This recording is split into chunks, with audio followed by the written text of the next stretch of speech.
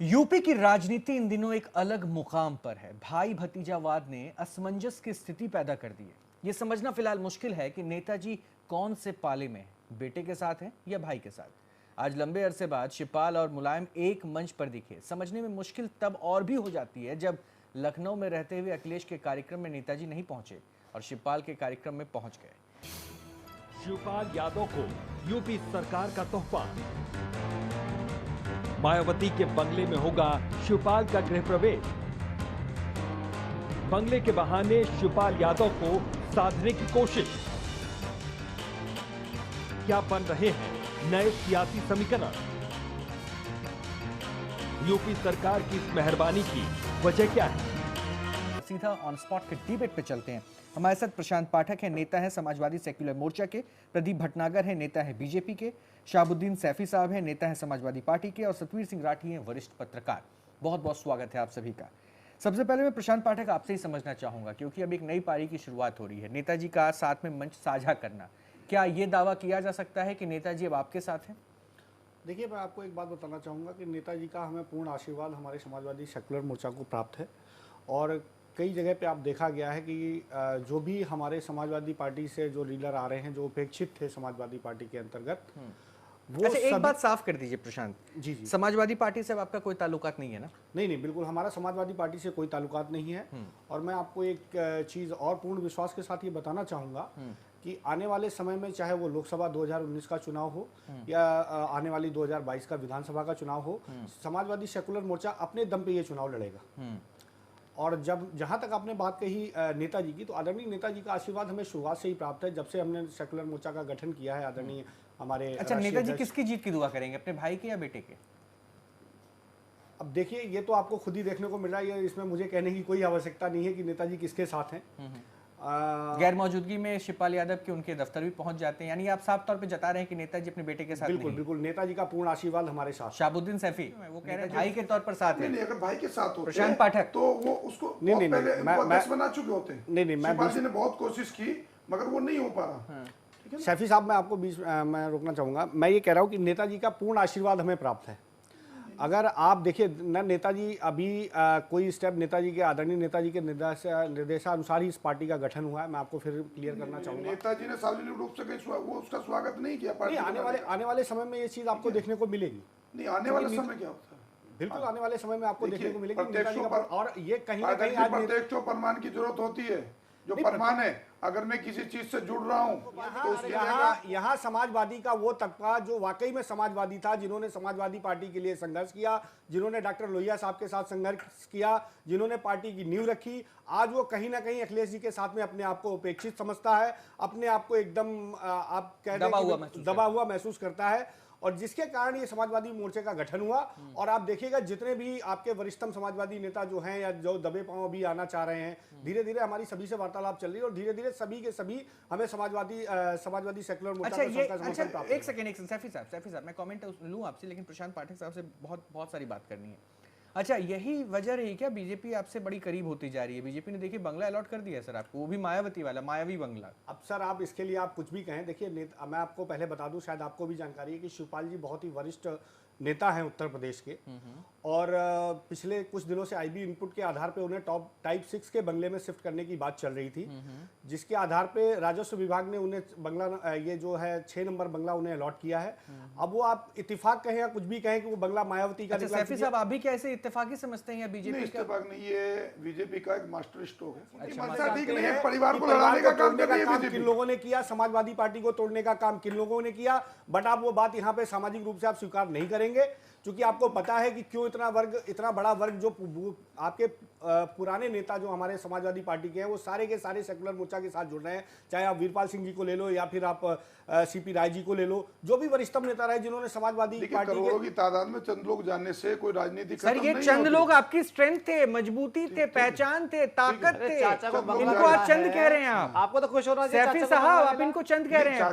प्रशांत पाठक इनको ये चंद में कैलकुलेट कर रहे हैं। देखिए, अब इनका एक कहावत होती है कि व्यक्ति जब इतने सारे लोग टूट रहे हैं तो इनके पास अभी कोई जवाब देने को बचा नहीं है समाजवादी पार्टी के सामने कि ये किसको, पब्लिक को किस तरीके से रोकेंगे, चाहे वो आप माइनॉरिटी लीडर्स की बात अच्छा करो। प्रशांत पाठक, एक सवाल है छोटा सा, उसके बाद मैं बीजेपी के पास जाऊंगा। मुझे इतना समझा दीजिए, छोड़िए आपने समाजवादी पार्टी के लिए तो बोलना ही पड़ेगा क्योंकि टूट के धड़ा एक अलग हुआ है। बिल्कुल बिल्कुल। अच्छा, आप किसको नुकसान पहुंचाना चाहते हैं, समाजवादी पार्टी को देखिए या देखिए बीजेपी को? मैं किसी को नहीं, आपकी पार्टी दरअसल अगर 2019 में अच्छा प्रदर्शन करती है तो नुकसान किसका चाहती है, समाजवादी पार्टी की या फिर बीजेपी की? देखिए मैं नुकसान की बात नहीं करूंगा। हम जो हमारे से जो हमने सर, समाजवादी अगर आप सीट लेंगे तो जाहिर सी बात है किसी को तो नुकसान होगा, किसी का खेमा तो चुपचाप रह जाएगा, किसी का खेमा तो तरसता रह जाएगा वोट के लिए ना। रोहित जी मैं आपकी बात को करेक्ट करना चाहूंगा। समाजवादी पार्टी समाजवादी सेकुलर मोर्चा का गठन किसी को फायदा या नुकसान पहुंचाने के लिए नहीं हुआ। समाजवादी पार्टी सेकुलर मोर्चा एक धर्मनिरपेक्ष मोर्चे की स्थापना हमने केवल और केवल समाज के उस अंतिम व्यक्ति के लिए कार्य करने की कोशिश की है। शांत पार्टी का कोई मोर्चा नहीं है, पंच नहीं है जहां पर सिर्फ आपको बोलने का मौका दिया जाए और डिबेट की थोड़ी सी मर्यादा होती है। कम से कम मेरा रिक्वेस्ट है कि उसको थोड़ा फॉलो करें, और भी मेहमान है, सबको बराबरी से मौका मिले ताकि अपनी बात रखी जाए। और ऐसा नहीं कि सर चीखने से ही अपनी आवाज पहुंच पाएगी, दर्शक समझना चाहती है, टीवी को चैनल को चेंज कर दे, उससे आपको नुकसान है। और दूसरी बात बीजेपी से मैं ये नहीं समझ पाया कि बात नेताजी की हो रही थी, प्रदीप भटनागर बड़े मुस्कुरा के कमेंट दिए जा रहे थे। सर आपके खेमे की चर्चा नहीं हो रही थी कि आपके आडवाणी की बात हो रही है या फिर मुरली मनोहर जोशी की बात हो रही है कि उनको कहां भेज दिया गया? आपसे पूछा जाता है तो आप कहते हैं सम्मान दिया जाता है। सर अपने घर की जब बात हो तब उसका जवाब दीजिए, क्योंकि उसमें आप गोल गोल घूमते हैं। मेरा सवाल अभी प्रशांत पाठक से है, मैं उम्मीद करता हूं कि शांति से एक बार सुनेंगे उसे। प्रशांत पाठक, आपका क्या होगा? ये तो भगवान मालिक है, ये समाजवादी पार्टी का कहना है, आपके लिए दुआएं चल रही हैं। देखिए ऐसा है, ये इनका एक मन का भ्रम है। मैं आपको वही, अभी आप इन्होंने बात कही कि पिता का साथ किसके साथ है, किसके साथ है, तो आपको शायद महाभारत का वो युद्ध याद होगा जिसमें लोग लड़ तो कौरवों की तरफ से रहे थे, लेकिन सभी का दिल ये चाहता था कि पांडवों की जीत हो। तो आज आप ये समझ लीजिए कि आज समाजवादी पार्टी भी उसी भ्रम में खड़ी हुई है। आपने हाँ बिल्कुल। अच्छा, कृष्ण की भूमिका में कौन है फिर? बीजेपी? नहीं, कृष्ण की नहीं सर, पांडवों के साथ तो कृष्ण थे, कृष्ण की भूमिका में फिर कौन है? बीजेपी? नहीं, कृष्ण की अरे जीत तो तभी होगी ना सर, बताइए तो कृष्ण कौन है? अपने आपको पांडव बता रहे हैं तो कृष्ण भी तो कोई होगा। आदरणीय नेताजी को कृष्ण कह सकते हैं। अच्छा, मतलब वैसे तो नेताजी कौरवों के साथ नहीं, मतलब कृष्ण कौरवों के साथ नहीं थे, लेकिन आपने यहाँ पे क्या कहा कि कांग्रेस मतलब कौरवों के खेमे? नहीं, देखिए आप अगर उसको दिखाएं तो यहाँ पे कृष्ण के पात्र को मैं डिफाइन नहीं कर पाऊंगा। मैंने आपको केवल एक परिभाषा ये दी है कि आने वाले चुनाव में इनको पता लग जाएगा कि किसकी दयनीय स्थिति होने वाली है। आज की डेट में आप सेकुलर मोर्चा की रैलियों को देख लो, जहां केवल हम जरा बताइए कृष्ण कौन है? पहले मैं अपनी बात पूरी करना चाहूंगा। पूरी जो पूरी पटकथा है, अगर इसका सबसे बड़ा कोई खिलाड़ी है तो मुलायम सिंह यादव है।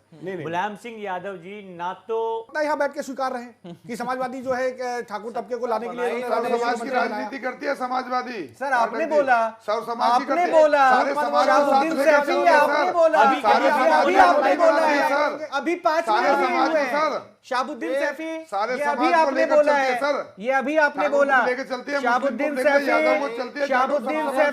क्या जरूरत पड़ी? शाहबुद्दीन सैफी अपने स्टेटमेंट, प्रदीप भटनागर रुकिए सर, शाहबुद्दीन सैफी अपने स्टेटमेंट पे रहिए। ये अभी आपने 4 लोगों के सामने आपने बोला ठाकुर गांधी को भी खुश करना था। प्रशांत पाठक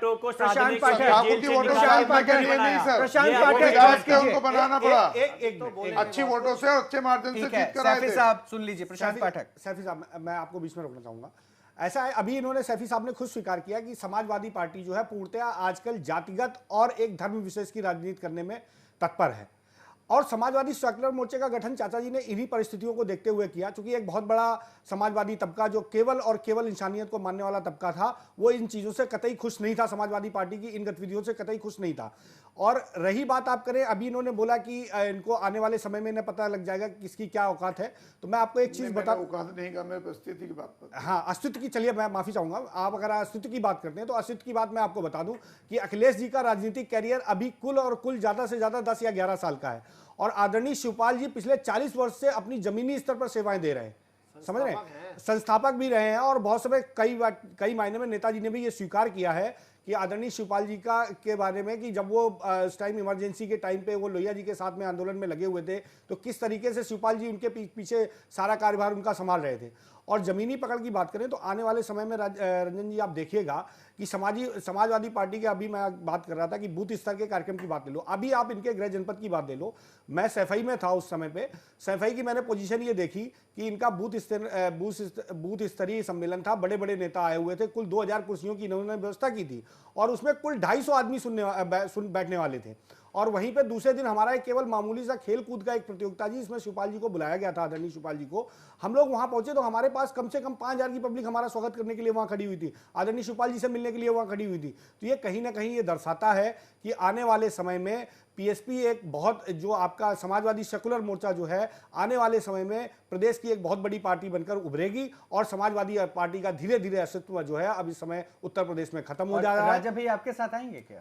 देखिए अभी तक जो अगर हम बात करें तो तकरीबन हमें 23 घटक दलों का जो छोटे छोटे दल है उनका हमें समर्थन प्राप्त है। बीजेपी का नहीं, बीजेपी देखिए अभी मैं इस बारे में मतलब बीजेपी की बात नहीं कर रहा हूं, मैं अभी अपने छोटे घटक दलों की बात कर रहा हूं। तो बड़े घटक दलों से संपर्क चल रहा है क्या आपका? नहीं, बड़े दल, मैंने आपको पहले ही बोला कि समाजवादी सेकुलर मोर्चा पूरी 80 सीटों पर अपने दम पे चुनाव लड़ेगा। हाँ, आदरणीय नेताजी के समक्ष या कोई ऐसा वरिष्ठ हमारा समाजवादी नेता जो उस समय समाजवादी पार्टी से चुनाव लड़ना चाहेगा, उसके समक्ष शिवपाल जी ने ये बोला है कि वो कि कोई भी प्रत्याशी समाजवादी सेकुलर मोर्चे का नहीं लड़ेगा। और ये नेताजी की अपनी इच्छा करती है कि वो समाजवादी सेकुलर मोर्चे के बैनर तले जुड़ना चाह रहे हैं या वो समाजवादी पार्टी की तरफ से। अच्छा, तो आपका कैंडिडेट होगा, उसका फोकस किधर होगा?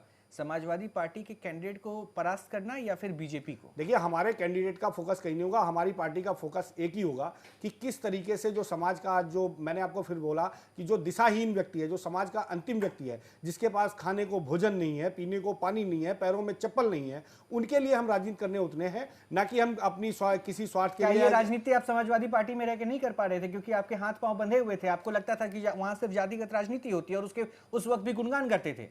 देखिए, समाजवादी पार्टी में जब आदरणीय नेताजी का वर्चस्व, मतलब नेताजी जब थे तो उनके संरक्षण में जब समाजवादी पार्टी काम कर रही थी तो ऐसा कोई भी मामला आपको देखने को नहीं मिला। यानी अखिलेश यादव ने जब वो कमान छीना तो उसके बाद से पूरी स्थिति खराब हो गई?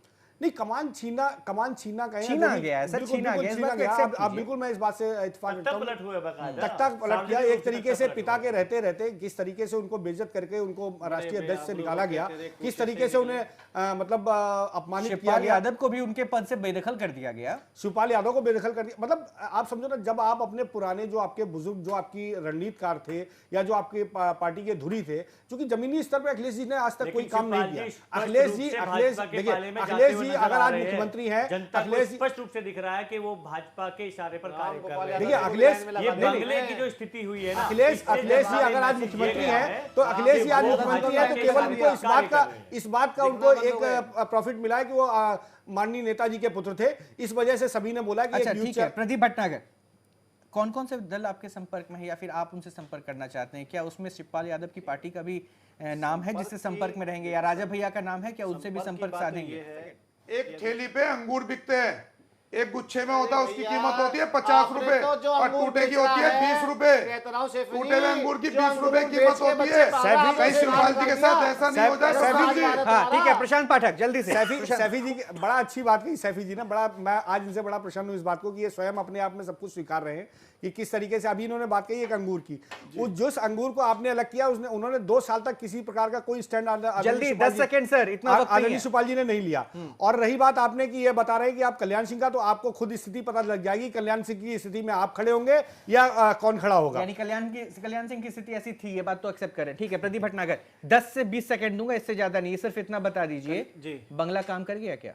नहीं, बंगला सरकारी है, क्या काम कर गया? अपने आप बंगला इनको दिया गया, अलॉट किया गया, सोच समझ के किया गया। इनके पास मैं तो समझ रहा हूँ नहीं अगर दे दिया तो क्या परेशानी आ रही है? बंगला सरकारी है ना, मेरा ना तुम्हारा है।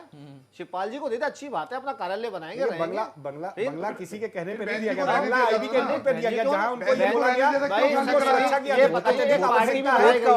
कोर्ट का ऑर्डर था। सैफी साहब कमाल की बात है, को अपना बंगला खाली करके दिया बंगले का। ये कोई तुक नहीं हुआ बोलने का। विधानसभा में वक्त नहीं है प्रदीप भटनागर, वक्त नहीं है। बस बस बस बस, बहुत अच्छे जेस्चर्स हैं, बस बस, शुक्रिया। सतवी राठी, कंक्लूड कीजिए, क्या बंगला काम करेगा? बिल्कुल ज्यादा नहीं करेगा, लेकिन बंगला पास लाके मायावती और शिवपाल पड़ोसी हो गए, ये अपने आप में। चलिए, बहुत बहुत शुक्रिया, बहुत बहुत शुक्रिया आप तमाम मेहमानों को हमसे जुड़ने के लिए। लेकिन इस बंगले की एक उम्मीद है, इस उम्मीद से कि शायद ये बंगला उस हथियार के तौर पर काम करे जिससे कम से कम बीजेपी अपने फिर से 2019 को लेकर सपनों के साथ एक बार जनता के बीच आए। और शायद उनको लगता है कि समाजवादी पार्टी और बीएसपी के उस गठबंधन को चोट पहुंचाने के लिए ये साथ शायद काम आ जाए। सोचिएगा, समझिएगा। अभी के लिए इतना ही।